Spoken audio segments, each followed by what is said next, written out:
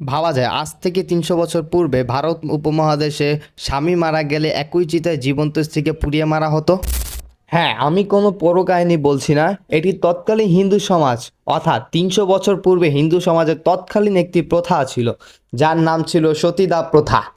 এই প্রথায় স্বামীর মৃতদেহের সাথে একই চিতায় জীবন্ত বিধবা স্ত্রীকে পুড়িয়ে মারা হতো। তখন যদি স্বামী মারা যেত তাহলে চূড়ান্ত আনুগত্য প্রকাশ করে স্ত্রী স্বামীর সাথে একই চিতায় নিজেকে আত্মাহুতি দিয়ে দিত।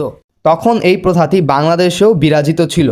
তারই নির্দেশন স্বরূপ ব্রাহ্মণবাড়িয়া শহর থেকে ১৫ কিলোমিটার দূরে বিদ্যাকুট গ্রামে একটি মন্দির রয়েছে, যার নাম হলো সতীদাহ মন্দির। ব্রাহ্মণবাড়িয়ার নবীনগরে বিদ্যাকুট সতীদাহ মন্দিরটি সেই সময়ের এই ভয়াবহ প্রথা, নৃশংস প্রথাটির একটি নীরব সাক্ষী হিসেবে আজও দাঁড়িয়ে আছে, যা তৎকালীন অন্ধকারাচ্ছন্ন সামাজিক ব্যবস্থার কথা মনে করিয়ে দেয়।